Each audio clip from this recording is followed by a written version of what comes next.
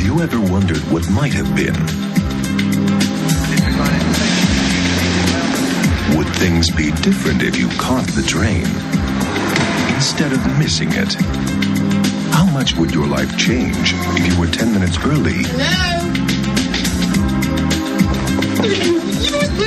Instead of 10 minutes late. Helen? I had just caught that train. I'd been home ages ago. You just don't want to go wondering about things like that. Now, Helen's life is about to go down two different tracks. Gwyneth Paltrow and Gwyneth Paltrow in the story of a woman about to choose between a life with a man she's always loved. Terry, I asked a simple question. There's no need to become Woody Allen. And a life with a man she's just met. I kissed you. Yeah, I spotted that too. Intermedia Films and Mirage Enterprises present a romantic comedy about one woman. I'm over him. No, you're not. I am. And life's infinite possibilities. Don't think that I didn't think that. I'm truly sorry. Once in my life, I won't let sorrow hurt me. Not like it's hurt me before.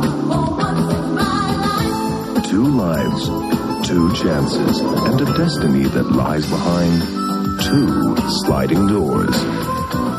A film by Peter Howitt.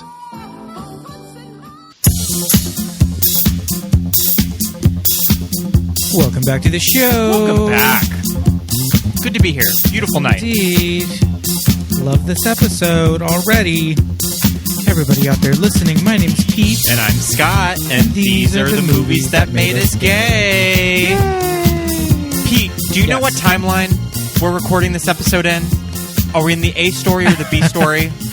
I mean, I hope B, based on the final product, I guess. Well, I did get my hair dyed and cut into Gwyneth's 98 look. I love it. So I guess that we're in the B story. Sure. Works for me. Works for me. Oh, man. We got a good one today. Got a good one. So we Sliding watched Doors. Sliding Doors from 1998, directed by Peter Howitt, Yes, produced indeed. by Sidney Pollack, the late Sidney Pollack, Yes. with our friend of the pod, Joshua Clement. Welcome back to the show. Yay. Hi, guys. Welcome Good back. to be back.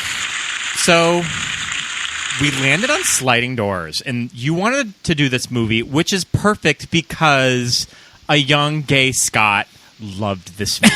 Surprise, surprise. You loved a Paltrow movie? I mean, this is our first foray into Gwynny. She's very hot and cold with people, but I love me some vintage 90s Gwyneth Paltrow. Sure.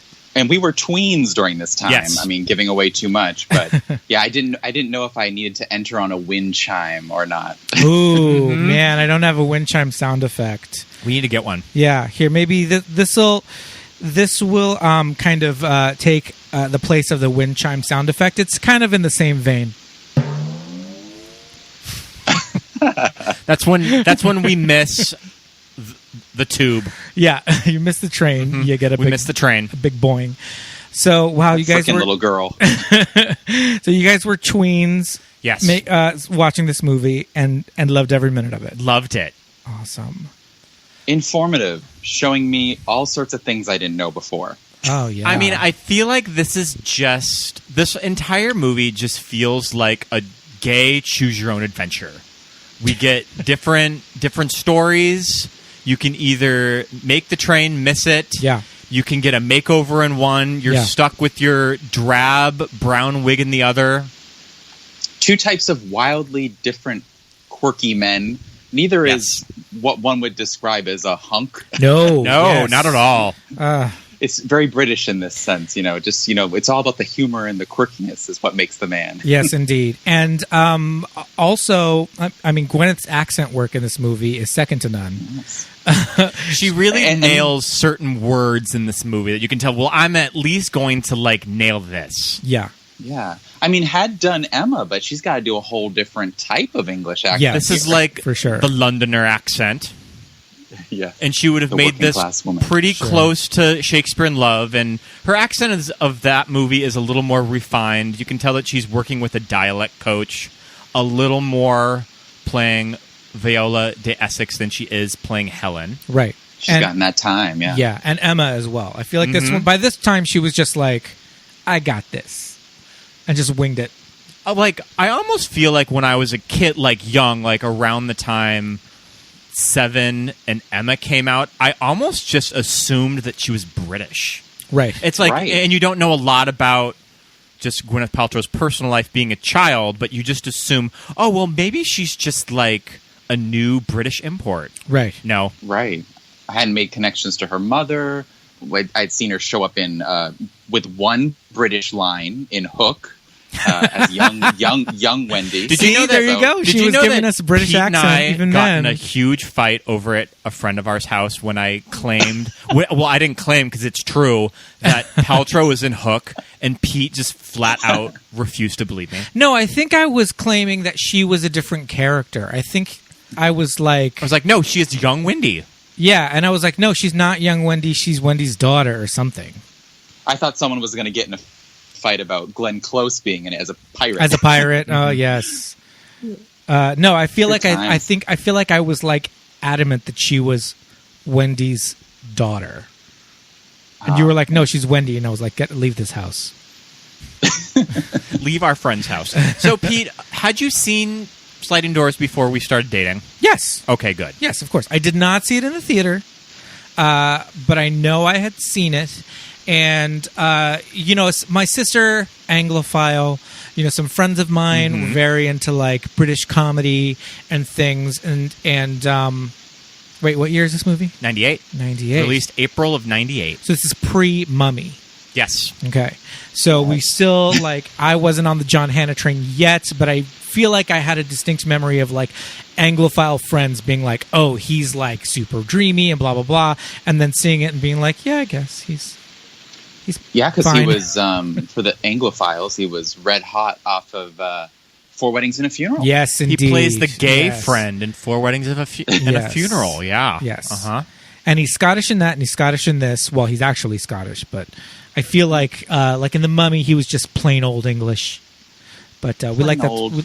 We like that Scottish accent. It's giving us some variety. Just a little backstory in the movie and just sort of the creation of it. Peter Howitt, this was definitely a labor of love for him, that he spent years doing rewrites and drafts of the script, and he got the idea after almost getting hit by a car when walking across a London street, and he says, I couldn't decide if I should have run for the train or first call my mate on a phone, Howitt said, and he kind of impulsively ran across the street and almost got hit by a car.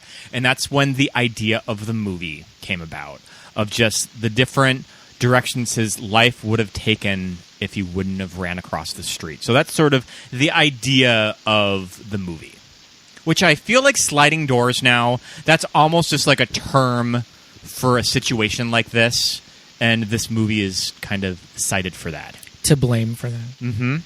Yeah, it becomes so much of the zeitgeist. It's like, people start saying, I'm having my Sliding Doors moment. Right. What I credit this movie for introducing into kind of public like zeitgeist, like you said, is just like a flower in a really short blonde updo. Yes. The hair is iconic in this movie. Captivating. The makeover, get right. It's my favorite era of Brad Pitt's. Brad Pitt and his relationships. They were kind of matching hair. They were matching hair. He matched Gwyneth's hair because everyone knows that Brad is like a sponge that just soaks up whatever woman he is with. And some say that's a sign you can't be with someone who has the same exact hairdo as you. I don't like it. I don't like boyfriend twins. I don't like it. I think that it's weird. I think that it's kind of super basic. This whole boyfriend twinning thing is just, I'm not on board with it. And I guess they were kind of doing something similar. But yeah, there's those like iconic photographs of Brad and Gwyneth when he pretty much has her like, is it the B story where she gets the cute haircut? But yeah, Brad has this exact haircut, and it's iconic. We'll definitely post that on the Instagram. No, she gets the haircut in the A story because she makes the train. Okay. Is that right? Yeah. Also, going back to John Hannah is partly responsible for the film getting funding with Sidney Pollack because he was doing a meeting with Sidney Pollack, and he casually mentioned the great screenplay that he was about to make that needed funding, and Sidney Pollack thought the idea was interesting. He read the script, and that's where the funding with Paramount came through, right? Because Sidney Pollack with I feel Paramount. like it's a good person to be in the room with if you need funding for a film at that time. And this is a very Sidney Pollack type of movie because it's a very polished-looking studio movie. And I think that's just sort of Sidney Pollack's brand. But why do I have this image in my head of Sidney Pollack being like Gwyneth's like Uncle Sid? Do you know what I mean? She probably knew him. I could see it. I feel like he just comes over for dinner on Sundays, and he just like will toss her the keys to the Porsche and just be like, "Go bring me the paper, kid." Yeah, and then he'll have her keep the Porsche. Now? Yeah, exactly. What movie would you like to make tomorrow? Well, you were telling me that this role was almost written with Minnie Driver in mind. Apparently, it was first choice Minnie Driver. Gillian Anderson also read for it. Ooh. And then Jean Triplehorn, I guess, had taken a meeting for Helen. And then, later in the process, they had cast her as Lydia. Sure. But yeah, I guess it kind of makes sense coming off of Good Will Hunting. Well, Good Will Hunting would have just been happening at the moment that this movie was probably getting made, so she wasn't quite the bankable star that she would become. So, yeah. The Miramax fold. Yeah. I like Minnie Driver. I think she would have been a swell choice for this role. I think she might have been able to bring a little bit more comedy. Not that, Gwyneth's not funny or anything, but I feel like Minnie is just a little bit... can lend herself a little bit more to that, especially like physical stuff. I think it would have been a good fit for her. Yeah. But Gwyneth was great in it, so what are you going to do? I'd like to begin the conversation of just kind of talking about Gwyneth Paltrow. Because what I think is so fascinating about Gwyneth Paltrow, especially now, is that she's like a lightning rod for certain people. I remember I controversially posted on Facebook once, I'm kind of a fan of Gwyneth Paltrow. Like 10 minutes later, 10 deep comments of just people saying I was wrong. Which in some ways is weird when you think of, her being a part of the Marvel universe. Yeah. And, how this wellness company on the side has had such an effect on people because, there she is, these huge, huge movies. She's still a part of them, a small part. But, yeah. She's still there. Yeah. I feel like, well, on the one hand, if somebody's posting on their Instagram, like, I love so-and-so, regardless of my feelings, I don't think I'm the type of person that would go out of my way to say, oh, I hate that person. Like, who cares? That's my opinion. Shut up. Don't rain on my parade. Yeah. But suffice it to say, Gwyneth is a Paltrow, very controversial celebrity. She is just kind of like the dictionary definition of that's some white people shit. But that's kind of why I like Gwyneth Paltrow, is that I kind of appreciate all of that movie star bullshit. Like, I think it's kind of funny, and I do think that she's somewhat in on the joke. Like, I don't really think that she treats herself that seriously, and she does sometimes poke fun at her image, so I think that she's at least a little in on it. I think so, and clearly has the support of her peers. A lot of, her celebrity friends are commenting on that stuff and, posting. Yeah. And what I have to say about Gwyneth that I do enjoy is her ability to just kind of be supernatural in... not supernatural, but very extremely natural in a role, especially in her work in the Marvel Universe, which, judging from like what I would perceive her, persona to be, I would think she would just get a Marvel script thrown on her desk and be like, I don't know what this is. No, I'm not going to even look at that. But, she didn't. She said, Robert Downey Jr., I trust you. Let's do this. And she did it, and it was great. It was so good. Like, her performance, especially in the Iron Man movies, are just, they're so funny and natural and believable with him. So I think she is good at what she does. And, Yeah, and I think that the common mistake people make when talking about Gwyneth Paltrow is I think people mistake not liking them as a person or disagree with them with thinking that they're a bad actress. Yes. Which, when you look at Gwyneth's filmography, even though she's been in bad movies, I don't think Gwyneth has ever really given a bad performance in a movie. Right. Yeah, she's solid. She was go-to Gwyneth. Mm-hmm. Yeah, especially in the 90s, especially in this time. And you think of this time, we were talking before how she's only 24 shooting this movie. Crazy. I mean, she had already worked with, David Fincher and Paul Thomas Anderson and Alfonso Cuarón. She had already done so much at such a young age. Yeah. Maybe at a certain point, people just say, okay, I've done so much and it's time to just kind of walk away a little bit, but still keep my foot in, a multi-billion-dollar property like Marvel. Yeah. Well, I think that she just kind of stumbled into. She probably really did not have any idea that it would become what it did ultimately become. And yeah, I think it's just she doesn't need to make movies anymore, Goop is what it is, and she came from the status that she came from even before movies, so it's she never really had to do any of this. And I think today, if there was a 24-year-old girl who came from, the parentage that Gwyneth came from, this legacy Hollywood family, she'd get a lot more shit. From she has everything handed to her, she's got all these connections, blah, blah, blah. It's I don't know, where do you draw the line between, holding something against somebody when the work just kind of speaks for itself? Oh, definitely. So, and this movie falls in the year 1998, which Gwyneth's career in 1998 was a crazy roller coaster. I mean, she made, 5 movies? 5. So there was Great Expectations, Sliding Doors, Hush, Shakespeare in Love. There's one more. What am I missing? And A Perfect Murder with Michael Douglas. And A Perfect Murder. Yes. So most pretty big studio movies, and then she ends up winning the Academy Award early 99 for Shakespeare in Love. That's insane. I mean, bam.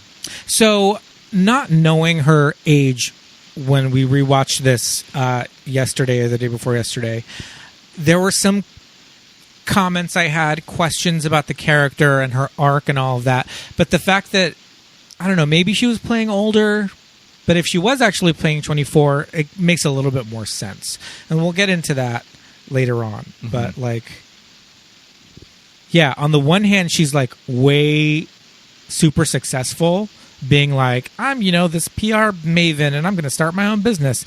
And then on the other hand, it's well, I'm a lowly, food delivery person.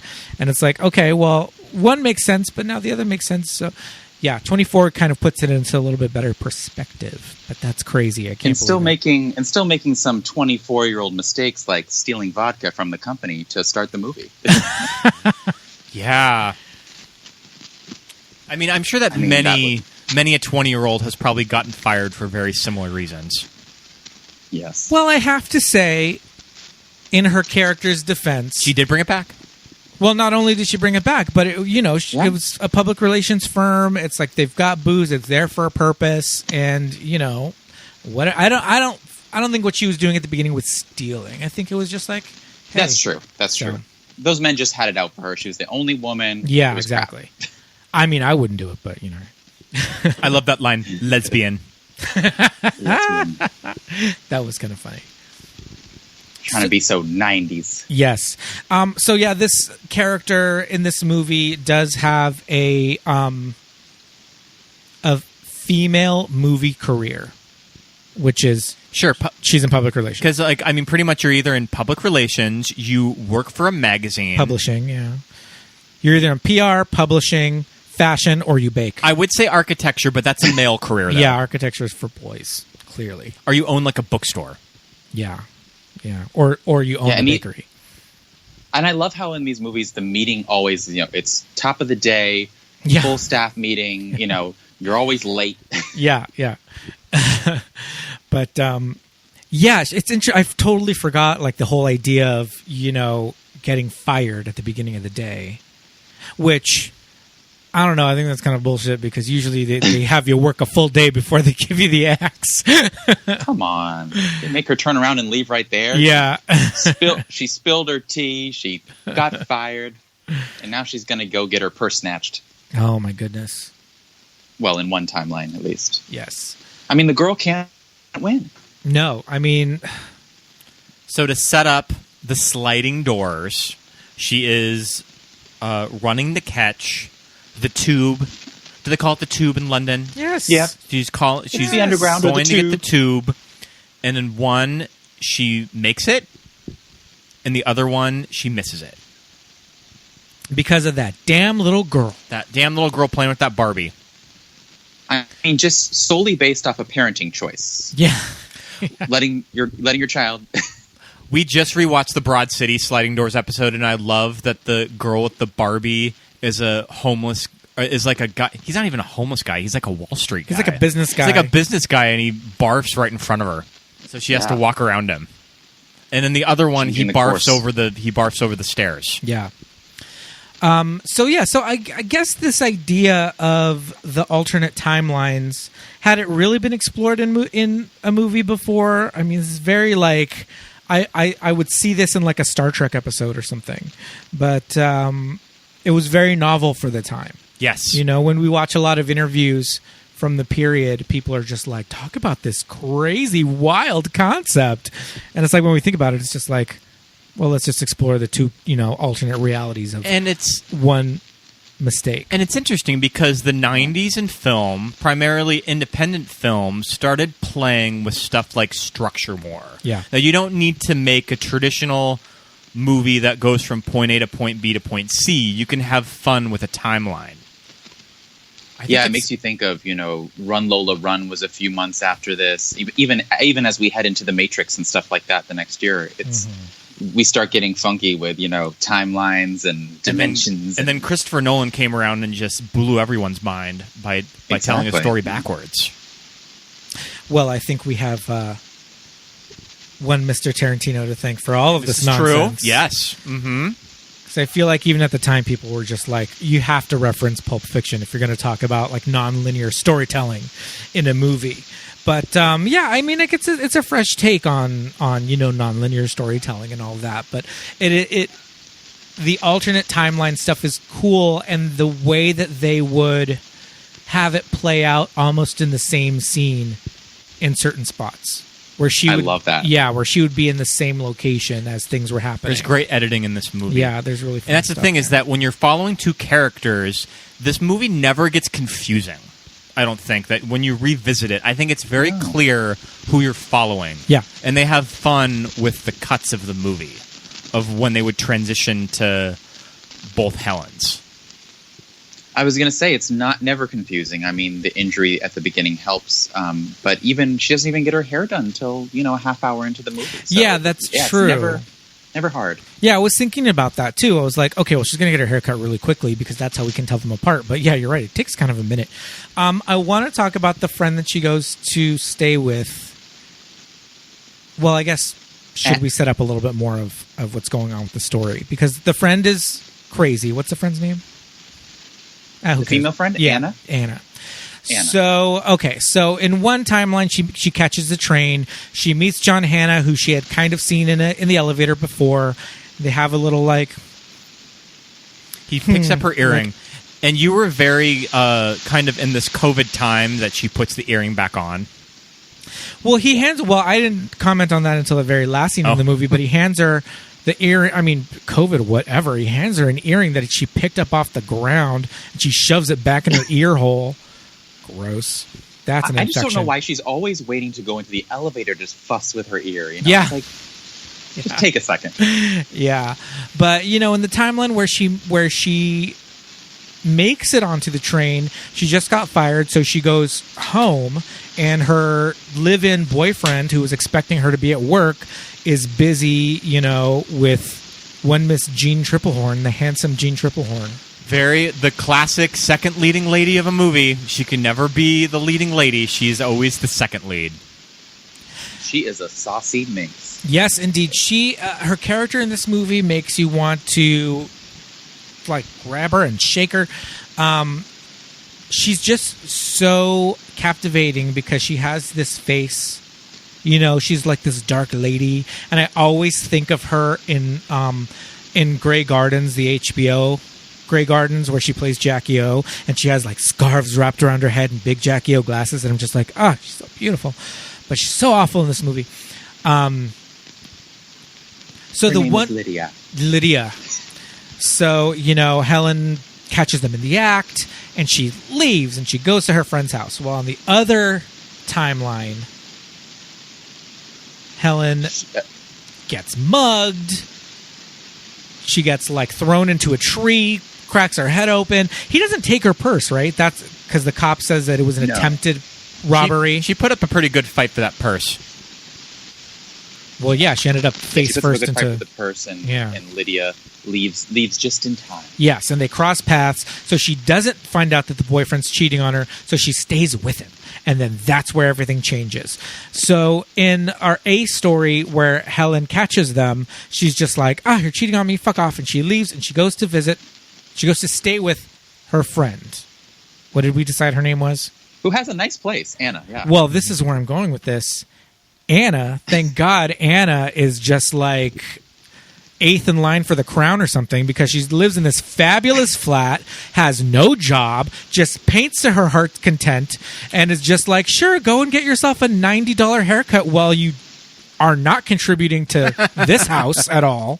Anna is best friend material, I have to say. She sounds Irish, right? Yeah, she does. She sounds Irish. Yeah. I'm assuming she's a painter and makes money off of this. Why aren't we living here? I don't think there was any type of career for Anna. She had to do something. They went in the movie. Well, she is painting something at one point. Sure. And it's like a huge painting on a canvas. It's not just like, I'm just like finger painting for the day. Like, she's painting on this gigantic canvas. So I'm assuming she's an artist and is just independently wealthy. Sure. I mean, why not? Yeah, she's doing really well. Yeah. As, Helen that catches her boyfriend cheating has to go look for, sandwich delivery job in the paper. Yeah, yeah, exactly. Because her, the house is beautiful, or flat, or whatever you want to call it, is like lovely. Helen's not contributing at all. They fully make a point of saying it's been like 10 days. It's like, all right, get a job. But yeah, and meanwhile, poor Helen, mousy brown hair Helen, who stayed with the cheating boyfriend. He's a novelist, or he's trying to be a novelist, so he's not contributing. And Helen's supporting him too. Yeah, she was supporting him doing PR, which she made a pretty penny at. But I mean, yeah, you got fired from one job. Look for another job in PR. Where are you going to go back to food service? But you said that there was no jobs in PR. True. None in the whole city. With the big red Sharpie. Yep. Yes, I always love that. Like in Mrs. Doubtfire and stuff, they're always going through the paper with the big Xing out the jobs. I miss that those days. No internet. Well, internet, but couldn't do that. Yeah. So she takes a job in food service, which the horror. She has 2 jobs in food service too. She has her daytime and nighttime jobs. They just show her busting her ass waiting these tables, and I don't know. It's like, on the one hand, I mean, it's totally hard work, and that the idea is to show how hard she's working to support herself and this deadbeat who's actively cheating on her. But on the other hand, you're just supposed to be like, wow, what a garbage person. She's waiting tables. She's delivering food. Why doesn't she just throw herself off that bridge? The pre-Postmates life where you got a big old basket of sandwiches. You got to go to 50 million offices. That lovely Martha Stewart, like Little Red Riding Hood basket that she has, that she's filling with like loose apples. Loose apples and saran wrap sandwiches. I love it. I do have a problem with this bar, though. Sure. I've been to London a couple times, and the one thing I noticed was quite different than America is that after work, everybody pours into the bar. Right. And they go right from work, and they're standing outside, and this bar with live musicians playing all types of music, by the way. Yeah.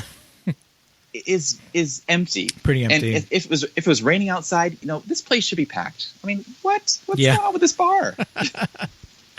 Maybe they just live in a really quiet town. A lot of old people. I don't know. I love that song. I love that Amy Mann song that's playing when she's Gwyneth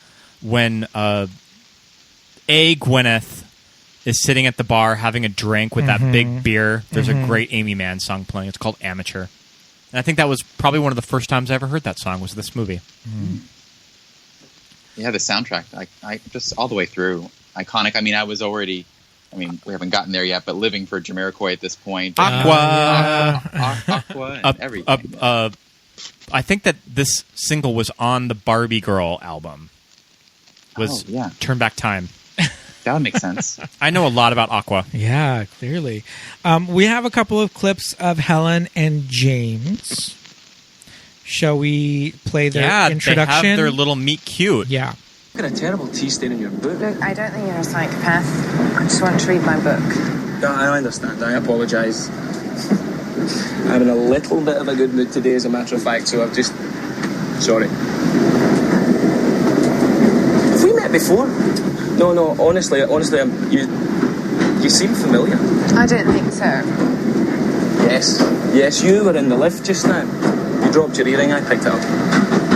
Oh, yes, you did. Thank you. Pleasure. Do you work there? I did do, but I've just been fired, okay? Oh, no, that's horrible. I'm sorry. It's okay, you didn't do it. I thank you for your concern and glad you're in a good mood, etc. Thank you for picking up my earring, but I just want to read my book.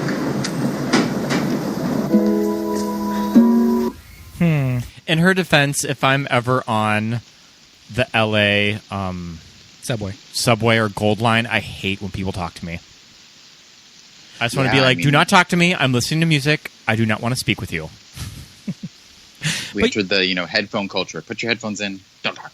But you never get anybody as charming as John Hannah. This is very true. Come on. I would talk to John Hannah. Coming at you with random Monty Python's Flying Circus reference. Yeah. Although on the Monty Python tip, it's cute. It's like, okay, yes. He's, you expect one thing and he says something non sequitur and I love it.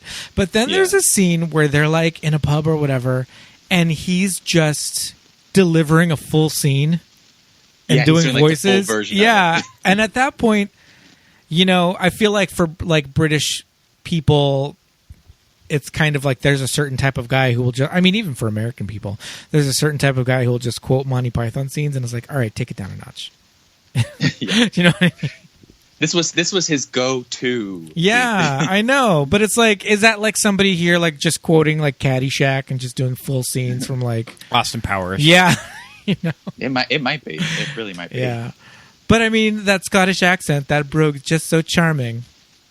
I kind of like that this movie just, what it really boils down to is the brandy glasses. Yes. Yes. These are the main, like, MacGuffin of the movie. That's how wives catch their husbands cheating, is noticing a brandy glass that is not brought out it's a very special occasion to take out the brandy glasses. Yeah. And you bumped your head. Oh, I bumped my head, bitch, but I did see too. Well, also, she walks in at, just after crossing paths with Gene Triplehorn. He's in the shower, so he didn't have time to clean up after himself. And now she's in the bedroom. She's in hysterics. Well, she's not in hysterics, but she is, she's troubled. She had a crazy morning. And what does he do but just act all weird? He like throws himself on the bed to like hide, the earring. And he like knocks one of the brandy glasses into the laundry so he can forget about it later on. He does not have experience in cheating. Well, maybe that's good for the character. He's not a cheater. But he was. And so does he only listen to Elton John with Lydia then? Yeah, that's not clear. Maybe we're to understand that Lydia loves Elton John and he just listens to it to like because he's getting some. Because he had always told Helen he didn't like Elton John. Yeah, and he's like, I hate Elton John. Yeah. Oh, could never love a Baywatch fan. So, when she's with John Hannah, James, they're getting on very well. But I feel like it's kind of non-committal, like really until they spend the night with each other. Like what's going on between the two. It's not like because she's just coming out of this relationship where she was scorned. So maybe she's being guarded. But I feel like it's not like, oh, well, they're fully in a relationship mode and then all of a sudden something happens. I feel like that she's kind of keeping a bit of distance with him right? Mm-hmm.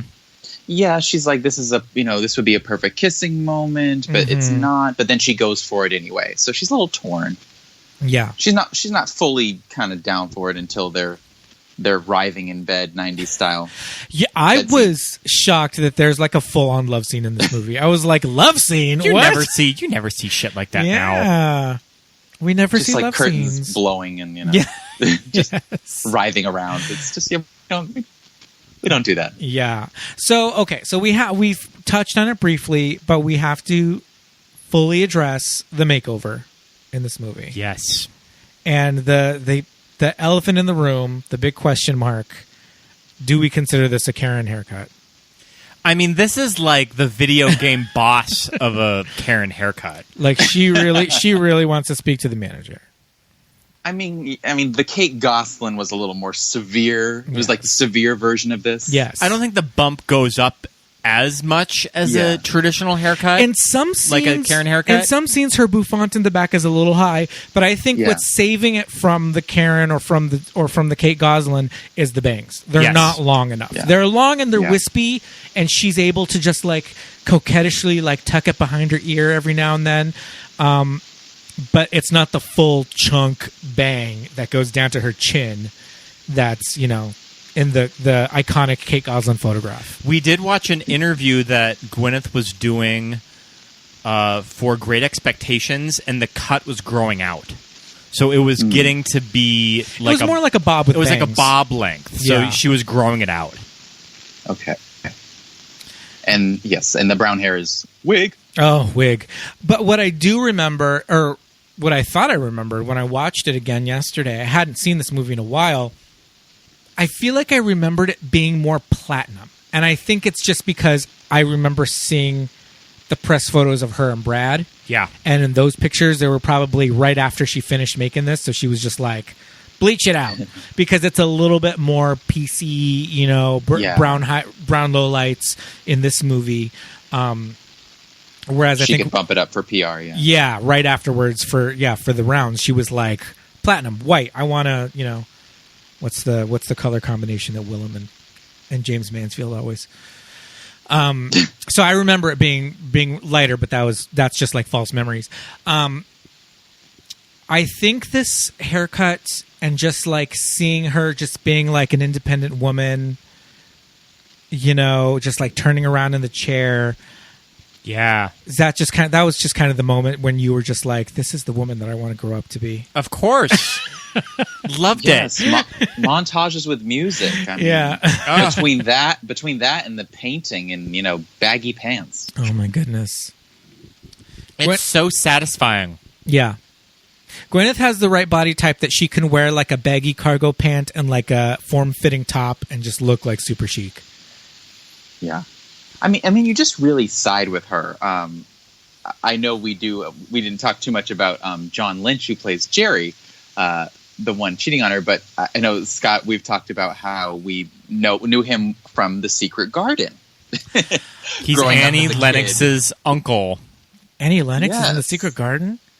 Annie Lennox, yes, Lord Craven. From the Eurythmics? From the Eurythmics. But yeah, he's the uncle from The Secret Garden. Oh. I feel like I've only seen The Secret Garden once. So good. I enjoyed it. Mm-hmm. I enjoyed it. Holds up really well. But to me, he was always just kind of troubled and, withering. Sad looking. Sad looking, Even as a tween, I was like, I don't get this guy. Right. I just don't get him. You kind of think that she's a little out of his league. Yeah. Yeah, I get that. The woman was dating Brad Pitt at the time. But. Yes. Yeah, I get that.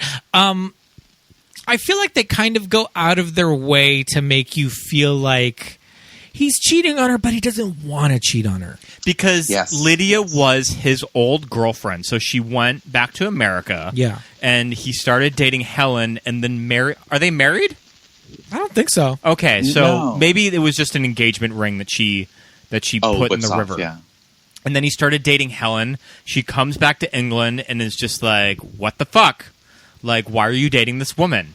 And she just sort of proceeds to get back in the relationship, even though, I mean, that's what's kind of interesting about the Lydia character is that does Lydia even think of this as an affair? Just because she had him first?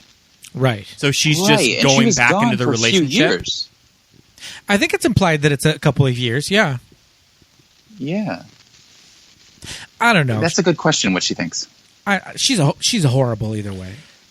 I mean, she has a lot of issues. She's so mean. She finds out where Helen works, calls her to deliver food to her place of work, and then makes up some fake excuse to yell at her and says that she gave a bunch of her guys food poisoning when she didn't. She just wanted to yell at her and shame her. Yeah. For being a garbage person food service worker. Yes, just straight up vicious, this woman sometimes. Yeah. I mean, the worst part is the last scene she gets in the movie. I mean, that's like so awful. That's irredeemable. You kind of want her to fall down the stairs and lose her baby. Jeez. Well, that's another thing. I guess we'll get there when we get there, but it's like that storyline is the real storyline. Right. We go from rom to melodrama. Yeah, real quick. And takes then a real sharp turn. And they don't wrap it up. But I guess if Helen is leaving him, then who cares, right? It's not Lydia's story, so who gives a shit what happens to her and her baby with the philanderer. So there's a moment where there's a shot of Anna. Is that the friend's name? Yes. Yeah. Anna is reading a newspaper, and the newspaper headline is just Harvey Weinstein just jerking himself off. Did you notice it in last night's viewing? Yes. Do you remember what the headline said? Well, anyways, it's about the English Patient winning Best Picture. It's like a royal affair or something. Wow. And it's there's like Juliette Binoche on the cover of the paper. But definitely like old Miramax just like giving themselves a reach around for and I the didn't English notice it Patient. till this time. I didn't notice it till this time, and I don't know if I was just more like really tuned in to any sort of Harvey creeping in there, but I finally saw it. It's these big TVs. Yeah, it must be. What is he doing? Sticking that in his own movie. I mean, I guess it's funny, but like given the circumstances, it's kind of an asshole move. Mm-hmm. Man, we've definitely been on a Miramax and Harvey kick, and that was not intentional. 54, Scream, and now this. And this movie, I don't think has a lot of Harvey Weinstein fingerprints on it. Like this movie speaks more to just how polished Sidney Pollack movies are. Right. I mean, you were talking about it earlier, but I had read that he was heavily involved in the editing process to make sure that it was streamlined and it wasn't confusing the two timelines. That Sidney was right there, not directing it, but guiding it. Well, I think what helped was the old book on tape, wind chime sound effect. That really helps you. Like, oh, okay, here we are. Do you remember that, having like books on tape when you were a kid, like little golden books, and they're like at the tone, yes. And it would be like a very like pixie dust kind of noise. Yes, I mean the synthesizer notes with the wind chime. The tension is building, people. Yes, indeed. I want somebody to mock up a choose your own adventure type of cover with Gwyneth in this movie, like an illustration. Yeah, like an illustration of a Scholastic choose your own adventure. Yeah. So we've talked, I guess, extensively now about her hair, but I just want to add one more thing. The whole time I'm watching this movie last night, I'm just thinking to myself, weren't there like flowers? I feel like there were flowers. Weren't there flowers? And I'm just like telling in my head, and I'm not vocalizing. I'm not asking Scott, like, what about the flower? And I'm just thinking, I'll be damned if there weren't flowers in her hair somewhere. I'm like looking at the poster, like looking all over the place for the damn flowers in her hair that I specifically remembered. And I was like, maybe... Are you mistaking it for like maybe it was a premiere? A public appearance by Gwyneth at the Yeah, time? maybe she went on Letterman and had these flowers in her hair. And then lo and behold, here's her like big PR launch. She's back, ladies and gentlemen, and here she comes with this fabulous with those fucking flowers, with the goddamn flowers in her hair, and I was like, there they are. We get the party scene, and the song is "Use the Force." Use the force of those flowers, girl. Who performs "Use the Force"? What is this song? It's Jamiroquai. That's the Jamiroquai song. I love it. Yeah. He was so cute. And this is the scene where kind of like it's their little Back to the Future moment where like the two Helens are kind of like intersecting. Yes, So we get a little, not a wind chime, but what is that? It's like a gong. Little faint. Yeah. Should have been a gong. Yeah, she's having a weird like Marty McFly at the Enchantment Under the Sea dance. And it's because she's pregnant. Mm-hmm. Is that why? I think so. Yeah. Not the morning sick. It's like the morning sickness alternative. We have this weird little faint in both timelines. Well, I thought it was because they were like intersecting a little too much. But that's just my that's my like sci-fi brain thinking about it, like overthinking it. Little dimensional. Yeah. They can't exist in the same like space for too long, or else they'll start to like. I like that. Eat each other. Do you think that blonde Helen exists in the Berenstein Bears timeline? In blonde Helen, it's Berenstein with an EI, and brown-haired Helen, it's the correct way. I'm sure that there'll be like a future President Bernie Sanders in it too. Our current President Bernie Sanders. But yeah, the party is the pinnacle of everything. Yeah, it all changes. The men have to intersect, and well, at least in that timeline. Yeah. We've also talked on this show, like on the baby boom episode, of just when I was young, always just being very satisfied with seeing a career woman succeed in a movie. Yes. And that's what I really like about that Helen portion. Yeah. Is like, I have this startup idea and I'm going to make it happen. And she makes it happen. I love that. Yeah.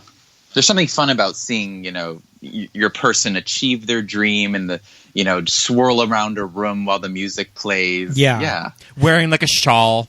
They're always wearing like shawls or like some kind of a wrap or some kind of a wrap. Yeah. And also the idea is that the philandering boyfriend isn't like pursue your dreams. He's just like pay the rent. And John Hannah's just like you do PR, like be a publicist. And you open your own business. Don't work for anybody else. And so he encourages her to like achieve her potential, whereas the other one is just like stifling her potential. Right. Yeah. Wear the shawl. Mm-hmm. Wear the wrap. Be the boss. Put those flowers in your hair, girl. He also has contacts too, because he got, whatever that guy does, he's an artist as well or something. Right. And now is this party isn't taking place in London, right? It's taking place where Jerry has vacationed with Lydia. Is that right? Somewhere near there? No, I don't think so. I think we're still in London. And it's a launch of a restaurant, right? That she's helping to do. Yes, it is a restaurant because there's the whole conversation about they don't advertise for the new restaurant. Because the Baywatch lover wants he's starting up this bar or this restaurant. Right. That's right. Bar restaurant. Bar and grill. Bar and grill, yeah. Okay. Oh, that's right. Yeah. I forgot about Lydia and what's his name going out of town. Too much. She's got to have her big old monologue. Oh my goodness. Which we also have bits of the monologue. Well, we have the entire monologue, but we skipped over a little bit as far as clips are concerned of, James and I don't know. Did it really endear him to Helen, the whole like Spanish Inquisition? But it's just so much part of his like his little character, quirky character, right? So, do you want to hear that before we get into Helen, just so we get a little bit more backstory on James? It's a quick one. Okay. Hey, remember what the Monty Python boys say? What? Always look on the bright side of life? No. Nobody expects the Spanish Inquisition. There it was. There it was. Do. Yeah. So, I also do love that little like piano key moment too. It's very like bewitched. But yeah, he's just a little bit more lighthearted, a little bit more like fun-loving. What does he do? His character. Is it ever even? I don't know, but their life seems to revolve around boating, rowing. Or his life revolves around rowing. I don't know. Is he a professional coxswain? I don't know what he was doing in the PR, but I mean, that's probably like a Condé Nast type of building. That's right. Sure. He There's probably a lot of different things in that building. Sure, but I don't know. Interesting. So like we were saying, he's got a little bit more like whimsy, to his personality. So he really encourages, Helen to be more of an independent person and start up her own business, whereas Jerry is the opposite of that. And Jerry and Lydia go off on this vacation. I had a little bit of a problem with Jerry's friend kind of like narrating. Right. He's like, and you're doing this, and then you want this to happen. And I'm like, all right, guy, we got it. Like, it was a little bit of like expository. And I know that's hard. I know exposition is hard in a script, right? And they wanted to give the Jerry character kind of more of a character beat or an arc that he does feel bad about all of this. So I guess that you have to have your best friend that you can find too at the pub. Yeah. No, that hanging out in the pub humanity, Yeah, I liked the idea of that he's just, it's not sitting well with him, but the whole, best friend, like, let me get this straight, and then explaining it all to us. I was like, all right, there's got to be a better way of getting this exposition out. And he's also kind of getting some joy out of, Jerry's, circumstances. Like, and basically like he knew he'd messed this up, or, the balancing of the two women, he knows about the affair, but yeah. He's definitely a little narrator there in the pub and then joking about it. Yeah. But I guess you need to like round out Jerry's like character arc or whatever. But, he can't be all bad, like you said. And, brown-haired Helen is slowly catching on of this affair, too. And he knows that she's catching on. Because she trails him, going to the library. And Jerry thinks that he's going to lead her off the affair by inviting her on this trip, because he knows that she can't make it. And then he'll just end up meeting up with Jean Triplehorn, too. I mean, way to be sneaky and kind of obvious, but... I mean, I guess it makes sense. I always wanted to trail somebody like that. I always wanted to trail somebody like that. Preferably in a trench coat and big glasses. Yeah. Get in the back of a cab and just say, follow that car. I mean... There's a lot of big black coats happening in this movie. I mean, I've got a newspaper with some eye holes cut out in it, just for that very... You always need that at a moment's notice.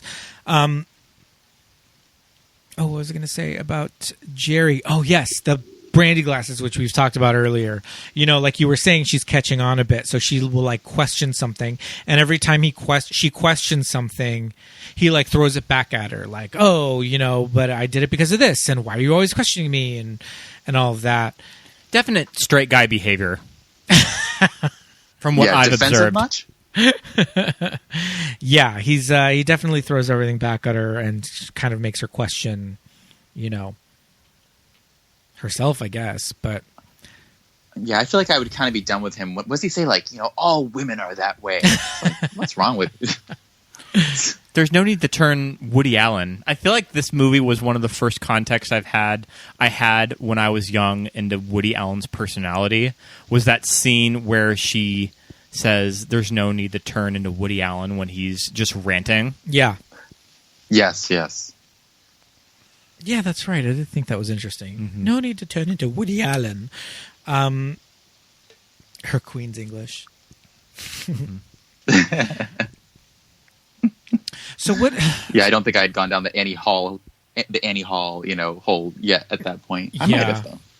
So, again, not having seen this movie in quite a few years, revisiting it last night,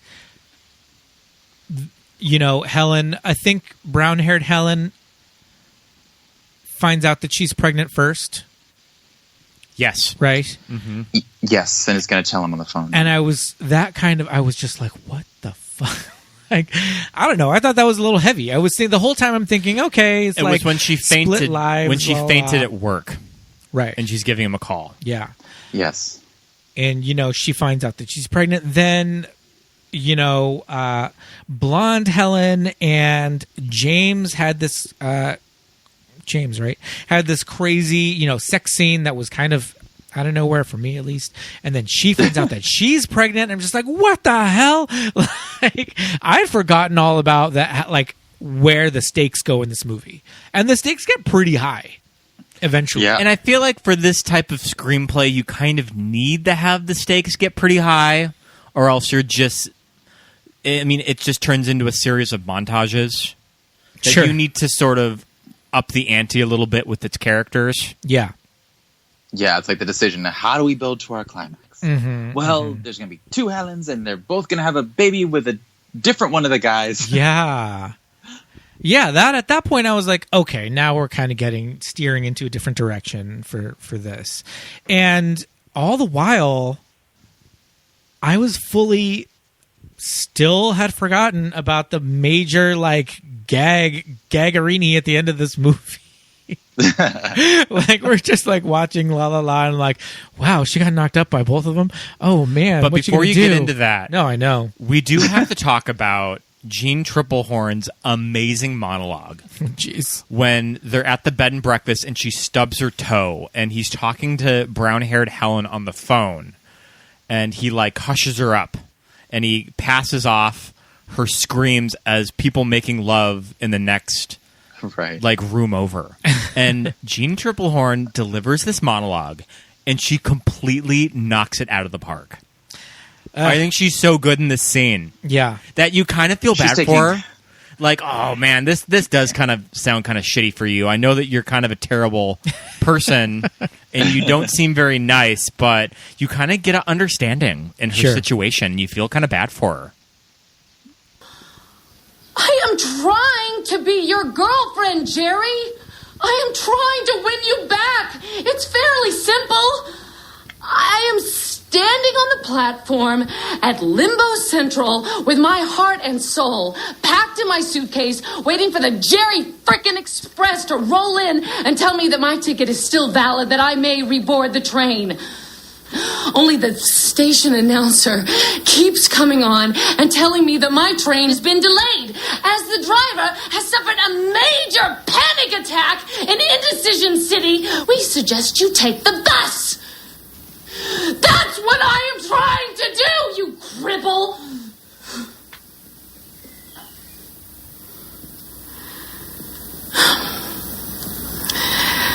Except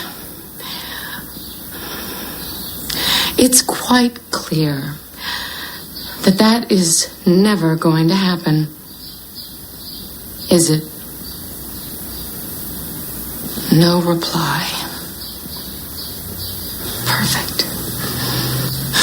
So I'm not waiting anymore, Jerry. I am cashing my ticket in. I am taking that bus. Tell all my friends, never go back. Look at me, I must be crazy. Don't bone me for a while. Ow. Oh. No, don't bone me at all. Ever. It's over.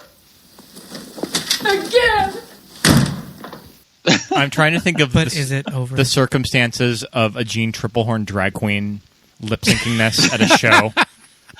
I mean, how far can you take that train metaphor? Oh, man. Yeah, really. That was... I love when she's putting on her shoe and she's just like, ow. Yeah, she just stubbed her toe. Mm-hmm. Yeah. She's in character. Do you think that they read Jeanne Tripplehorn with this scene? It's like, here's this monologue. That's a hard one to go. There you go. Here's the role of Lydia that you're reading for. I know that you came in for Helen, but we're gonna leave you. We're gonna read you for Lydia. Or it's like the thing they gave her, you know, to make the role a little more substantial. Sure. Yeah. There you go. They're like, we got Jeanne Tripplehorn. Maybe we should flesh this out a bit. Yeah, I can see that. She's just like, this character is too much of a witch. You need to like. you got to give me something. Oh man. Wearing that cream blouse. Is that a turtleneck or something? Now, is this before or after she like is fully stalking Jerry and like showing up on his window? this is going to be before That's because before she signs that, out. yeah. She finds out that she's pregnant, Yeah. and she's like, "I'm That's late. why she's going. I'm never late." Yeah, That's Yes. very. I mean, that Dr. part Evil, does. I'm late. That part does turn a little Three's Company sitcom of like she puts up the blinds and she's standing right there. Yeah.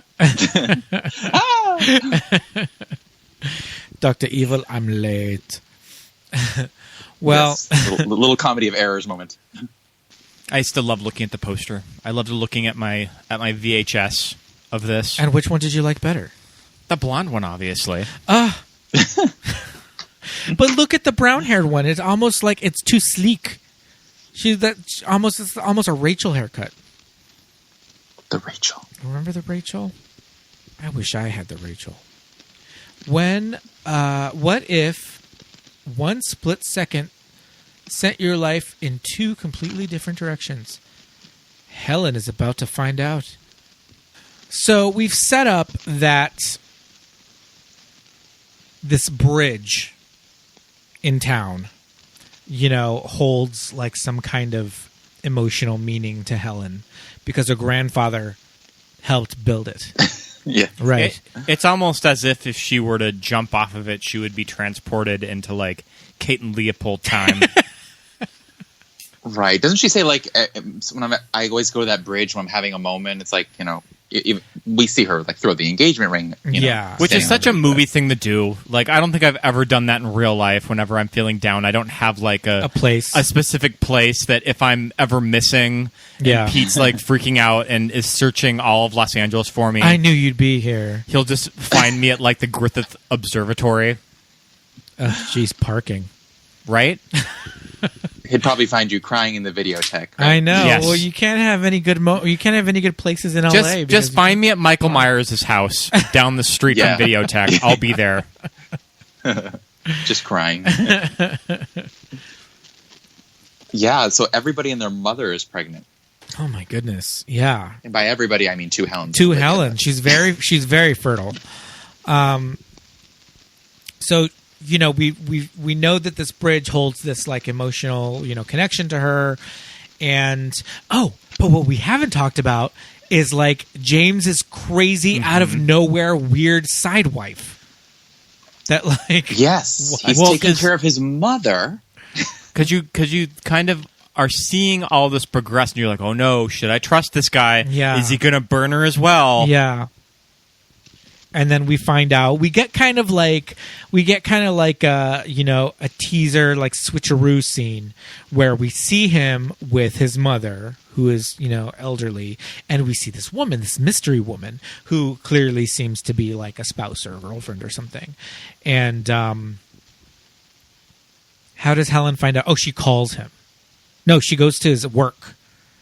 And the secretary's like, oh, Yes. he's like somewhere. Oh, he's there with his wife, and she's like, what? What? Yeah. Is Let it me like stand against this wall and get emotional about it.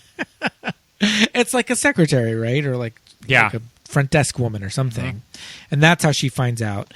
At his nameless job. Yes, it doesn't matter what he does. So that's when blonde Helen kind of is like starts to like unravel. Which is conveniently timed. So with it's gotta Brown rain. I mean, clearly she can't have like a mental breakdown with not a cloud in the sky. We need to have torrential downpour, which we get. I mean, I love any movie scene with two characters meeting up in the rain. Not an umbrella in sight. Breakfast at Tiffany's, 4 Weddings and a Funeral. All have major romantic climaxes in the rain. You need a good scream in the rain. Yeah. Ah, yes. And it's London. It rains a lot. This is true. It's true. So he kind of lets her know that, yes, he is married, but he's also separated, and he's going to be divorced soon. And this whole, like, convoluted, my mother's sick, and so we're putting on this charade. So that, she doesn't get upset in her, like, waning days. It's a bit of a stretch for me, but, I guess it works for the script. we got to make this really dense at the end, Pete. We just got to, pile it all in there. Yeah, seriously. I felt like I don't know, not that it came out of nowhere, but I guess you did need you needed more conflict for blonde Helen. Yes. Because otherwise she was just living like this charmed life. She just lives this perfect life that she missed the train on. And does she tell him that... No, she doesn't tell him that she's pregnant. They just kind of he doesn't reconcile. Find out from the hospital. Yeah. Mm-hmm. Yeah. Well, we actually have a little bit from the bridge, so let's take a listen to what's going on there. There's a lot of rain, so that's what all that seeming static sounds like. I never want to see you again. I have been through enough for 1 year. I stupidly believed that he was a man who was different from men, but it is clear that I made a mistake. Now please do me a favor and go away. I am married, Helen, but I am separated. But walk away if you want, but take this with you. The woman you saw today was the woman I married 3 years ago. We separated 6 months ago and soon will be divorced. Nothing aggressive. I didn't tell you before because I don't know why. I have wanted to tell you so many times and now you've found out another way. I wish I had told you. My mother is ill in hospital, as you know, and Claudia agreed to keep up the pretense that we were okay still for my mum. As a favour. She's a very decent woman. Do you have a mum, Helen? Well, do you? I mean, how could you not forgive him with that accent? So cute. Very charming. Soon we'll be divorced. Yeah, so I mean, so charming. He's very charming, and ultimately, he's so charming that they reconcile right then and there on the bridge. And then she gets hit by a car. And then she gets hit by a damn truck. Wah wah. Gagarini. Gag of the season. Out of the street, girl. I know. Why are you just standing there in the middle of the street in the rain? I mean, I feel like any scene with a character standing in the middle of the street, I just get immediately anxious. You're waiting for the bus. It's like when I ever see characters driving cars in movies, that I just think that they're going to get in a car accident. Yeah, if the camera is ever like looking straight at them out their window, you know that the car is going to come and T-bone them. Mm-hmm. Yeah. Exactly. And that's exactly what happens. She ends up in the hospital. Both Helens have an accident. Yes. The other one down the stairs. At Lydia's apartment. Yes. Wow, that's some like sociopath shit. Is inviting over the guy that you're fucking's girlfriend. And you're going to drop the bomb that you're pregnant. And under the pretense of a job interview, that is like, go throw yourself in a volcano. That is awful. I don't know what's worse, Glenn boiling the rabbit or that. This. I mean, she's like, isn't she say something like, well, there you are. It's like... Yeah, she's something about like, we're going to have to postpone the meeting. It's like awful. But, she's just like, fuck this. I've got to leave. And she tries to leave and falls down the stairs. And both Helens end up in the hospital, and both Helens had not told either of the baby daddies that they were pregnant. Yep. Yes, indeed. Serious internal injuries. No good. Mega internal injuries. Mm-hmm. So much so that blonde Helen, in like a giant operating theater with just James by her side, fully just kicks the bucket. Yeah. I mean, she was hit by a car. I mean, this wasn't like the Brad Pitt getting hit by the car and Meet Joe Black, but I mean, you're hit by a car, though. This was pretty head on, yeah. Yeah. But yeah, that was one thing where you just like, the one with the good life dies, so now the one with the shitty life, we just gotta pick up the pieces? Terrible.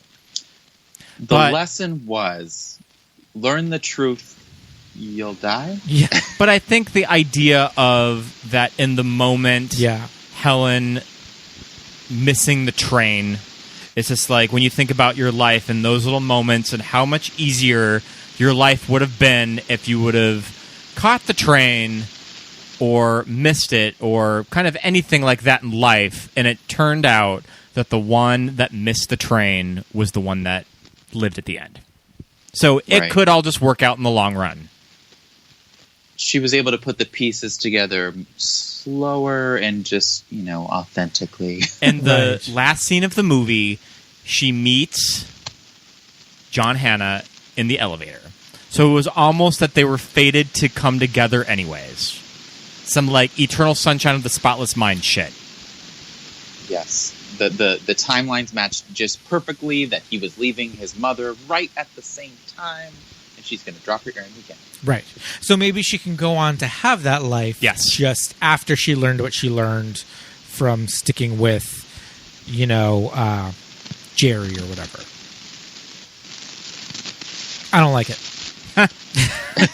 I love it. I love this movie.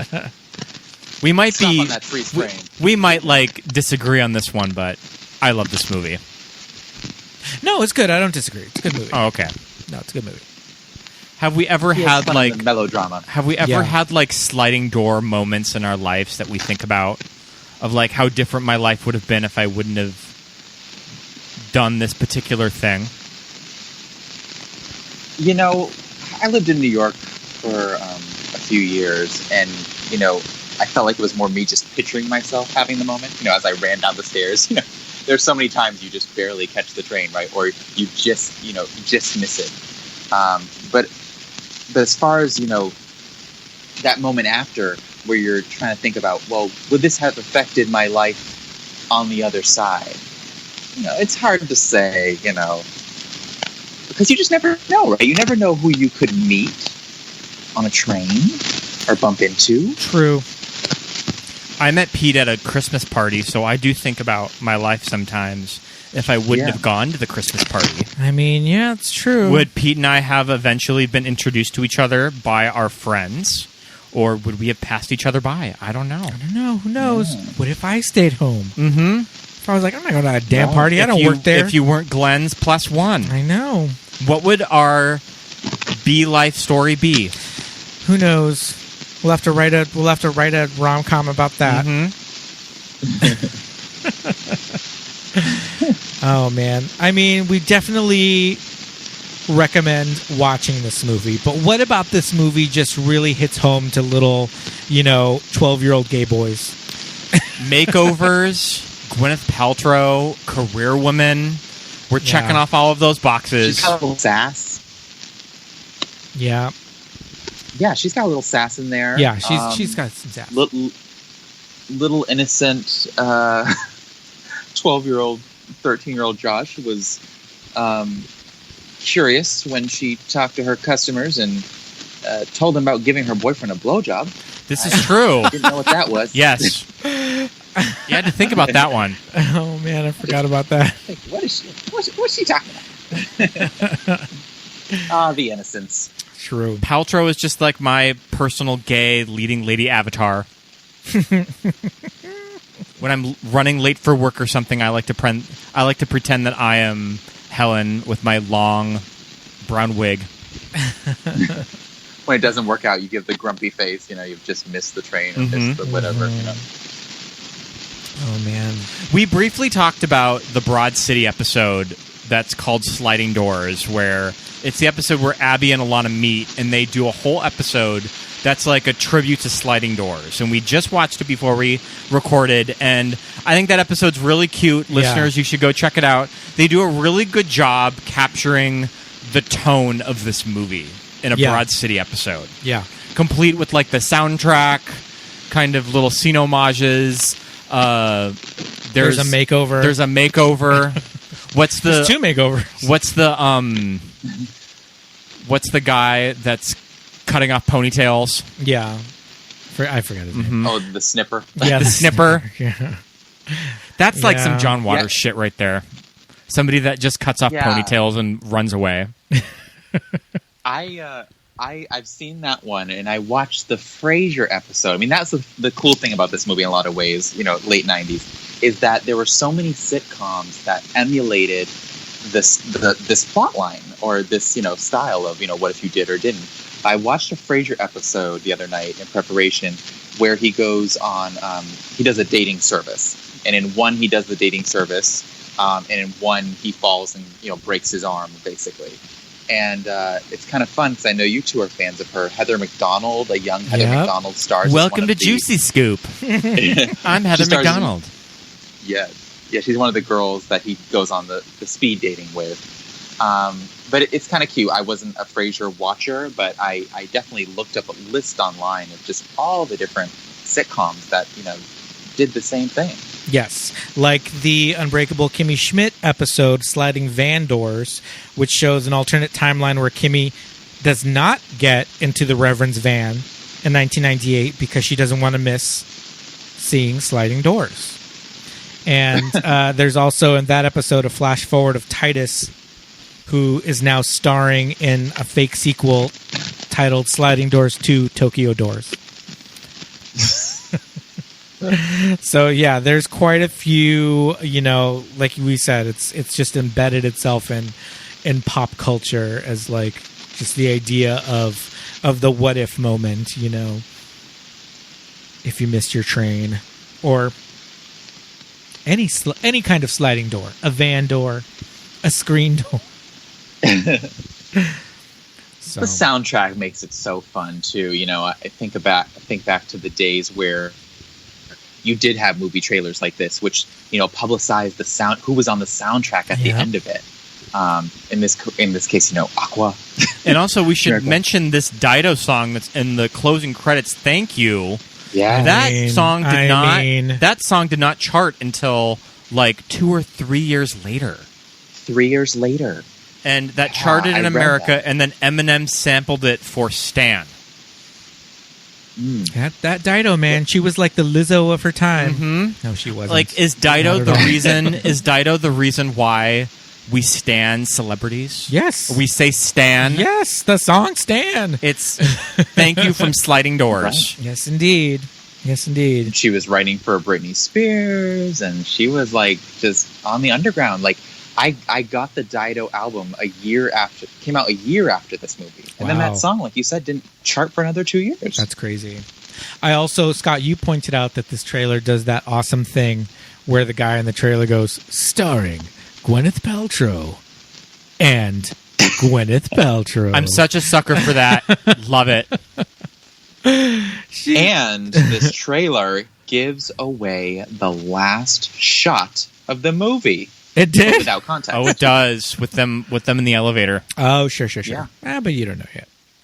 Yeah, we don't know anything. No context. We're good. That trailer, it almost sounds like they're doing an audio sample of Werewolves of London in it. I'm sure it's just some sort of like a sound effect library song that was free, if not really cheap. I thought that too. Yeah, I thought shows all these people bustling through the city, which I don't think is even in the movie. Right. You're like, is that even London? Wow. Sliding doors. Oh, Gwyneth Paltrow, will you ever be back on the Oscar stage? Probably not. She's probably a one and done winner. Yeah. Which I'm sure she's fine with. Yeah. Blythe is very proud. True. Blythe is just, oh man. I still like Shakespeare in Love. It's fun. just did a rewatch of Shakespeare in Love, and I think it is very charming. Yeah. It's very charming. I think it is a very warranted win. I think she's really good in it. And people always kind of think that she ended up stealing the category from Cate Blanchett for Elizabeth. But, I mean, I think those two pretty much split all of the awards that season. All the critical prizes. They both won the Globe. I don't know who won the SAG. I think it was Cate. But, yeah. Yeah. She was great. I feel like that pink Dior dress, I still feel is a little ill-fitting. Could fit a little nicer on the bust. Mm-hmm. But, it's a nice, it's a lovely, like, prom-style dress. It was her Grace Kelly moment. Ah, yes. I feel like Gwyneth was always compared to Grace Kelly at this time. Sure. And we did watch her Oscar acceptance speech for Shakespeare in Love, not this movie. And it was charming. Yeah. It was not the Gwyneth that I expected. Like you half expect her to go up there and just be like... Just completely over it. Yeah. But she was crying, right? Yeah, on the verge. I feel like she's on the verge of tears. She might have. It's almost like, even though, I mean, it's probably silly for us to say this, I almost don't think that she expected to win. Right, it doesn't seem like she expected that. I think that she was somewhat surprised that she was on that stage. Yeah. It was such a power time for Gwyneth. I mean, like you said, 5 movies.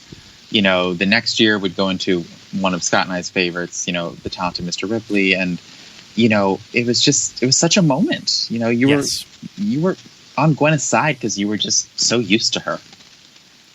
I feel like we'll probably do this. We'll probably talk about this performance more when we do a Talented Mr. Ripley episode. But I think she's really good in that movie. For a very doormat character from the book that I feel like there's probably not a lot on page when you read The Talented Mr. Ripley. And I think that they really expand her role in particular, and she totally sells that part. I think she's great. If you guys really want to go underground, 2000, Duets. It's directed by her dad. Oh, Duets. I love the song. Huey Lewis. I love her rendition of Cruisin' by Smokey Robinson with Huey Lewis is really good. I have to say. I stand by her Betty Davis eyes. Also cover. Very good. I have to say, like, I'll, go up and down about, like, how waspy and just, like, white bread Gwyneth Paltrow is, but her singing voice is very good. She was on Glee and she won an Emmy. Yeah. She had that weird single. Country Strong. 10 years later, people were like, Gwyneth sings? And we're like, did you guys see Duets? Come on. We already been new. I was at Country Strong in its limited release in Los Angeles. Now I've got to go listen to Country Strong. It'd be funny to do it would be funny to do a Country Strong episode. I mean, there's time. Oscar-nominated Country Strong. Best original song. Wow. I mean, you guys, I forgot about all this stuff. Oh man. Here we go. I found a little bit of it. We won't play too much of it, but so do we have any, final sliding doors tidbits or thoughts? We definitely recommend watching this movie because we've decided it holds up extremely well, but how do we want to go out on sliding doors? It holds its place in history. It's true. Check it out. Really does. It is now a term. Yeah. Just the sliding doors moment. When you think about missed opportunities or like not catching a taxi or a bus or a plane, of how different your life would be. Yeah. I agree. And, if you feel like too wrapped up in Gwyneth and Goop and all of that stuff, I feel like give it a chance. You kind of get, she wins you over. Like I said, I'm of two minds when it comes to, to GP, to old Goopy. And sometimes I feel a little bit like, this one. But then I watch a movie of hers and I'm just like, I'm charmed. It's kind of like how I feel about Madonna now. Is that sometimes you just read or see interviews with Madonna and you just roll your eyes and you're just like, fucking match. And then I put on the Immaculate Collection and all is forgiven. Yeah, it's true. Wow. And then you're cruising away. And then you're just cruising away. Those dulcet tones. Yeah. Oh, Gwynny. Who knew? Oh, Goopy. Who knew? You'll be back on this podcast. Oh, yeah, for sure. We will definitely have more Gwyneth movies to represent in the future. It's fun to be back, guys. I was thoroughly gooped and gagged. Thanks for having me back. Always fun. Thanks for coming back on. This was definitely How are we doing fun. on time, Pete? We're doing great on time. We're doing perfect. Is there any, we can kind of, since you were last on for our Oscars episode, this is going to be an interesting Oscar year. So do you have any hot takes of the clusterfuck that is going to be the 2021 Academy Awards? Well, because it's been extended to January and February. End of February deadline. Yeah, I think it will be a clusterfuck. But I think the real question is going to be the dominance of streaming and what kind of effect it has. You could easily see an Oscars with, 15 acting nominations coming out of streaming. The question, I think, is how far it goes. Will Michelle Pfeiffer finally win the lead actor Oscar? I hope so. For French Exit. Michelle is coming back, and Glenn Close is coming back, giving you Appalachia. Wow. Get ready for it. Get ready for it. I don't think I've heard of either of those movies. Wow.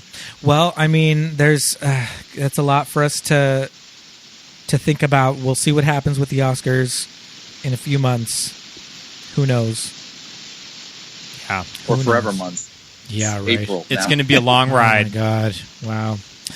Well, like we said, thank you so much for coming on this episode. Thank you so much, Josh. This was a lot of fun.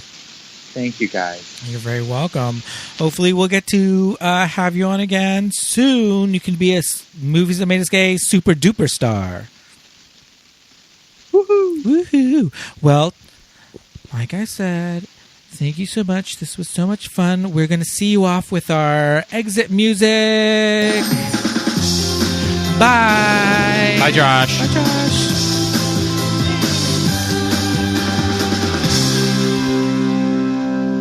Wow. Thank you so much for listening, everybody. We've got some great news. Yes. Tell it, Pete. Our Patreon has officially launched. You can go over to patreon.com and search for Movies That Made Us Gay. And you can search our tiers to see if you would like to contribute to our Patreon. Do it. If you did that. Yeah, we've got lots of different levels. Starting out as just $1 a month. You can get a shout out on every single episode of Movies That Made Us Gay. We'll shout out your name and your handle, Instagram handle, on every episode for the low cost of $5 a month, which is what? A trip to Starbucks? One trip to Starbucks. Yeah. You can get yourself not only the shout out, but you can also get yourself our monthly newsletter. And the newsletter looks pretty good. The newsletter looks more than pretty good. It looks amazing. It looks great. It looks amazing. And you'll also get a handwritten postcard from the two of us. That's $5 a month. And for our $10 a month listeners, and that is 2 trips to Starbucks. That is 1 extra value meal at McDonald's. Come on, you guys. You can handle it. For that low price of $10 a month, you can get our bonus episodes. Each month, you'll get a bonus episode. It will be a movie commentary with Scott and I. So you can press play on our commentary track while you're watching a movie, and you can have the two of us commenting and watching the movie with you. This month we did Scream 2. Yes, indeed. As a tie-in to our Scream episode. Yes, indeed. We'll have a new commentary track each month, and, who's to say? Maybe we'll have more than one every month. Yeah. For the low price of $10. There might be a bonus episode. Yes, indeed. Thrown in per month, too. I feel like during the Halloween season, maybe there might be a couple of extras. So, yeah. We would love it if you would contribute to our Patreon. So head on over to patreon.com and look for Movies That Made Us Gay. You can also go to iTunes and write us a good review. Just like this one that I would like to read right now. This is actually from a Facebook user who is on Android and does not have access to Apple Podcasts. So they went ahead and wrote us a review on Facebook. This is from Christine Asher, who says, I love this podcast so much. Scott and Pete are so funny and entertaining to listen to. They're really knowledgeable about movies, and we have the same taste, which is great. I love to watch each week's movie just before listening to the podcast. Smiley face. Thank you, Christine Asher. Thank you so much. That was amazing. That's so sweet. Yes, indeed. Yes, indeed. So that review is on a Facebook comment because not everybody has Apple Podcasts. And if you don't, write us a review on Facebook just like Christine did. We would love it so much. Scott, we got through another episode. We did it. We did it. Thank you so much for listening, everybody. Head over to patreon.com. Head over to Apple Podcasts. Write us a review. Follow us on Instagram at Movies That Made Us Gay on Facebook and MTMUG Pod on Twitter. Give us a follow. Indeed. Give us a tweet. Yes, indeed. Give us a tweet. Give us a follow. Give us a shout. Thank you so much for listening, everybody. We'll see you next week. Bye. Bye.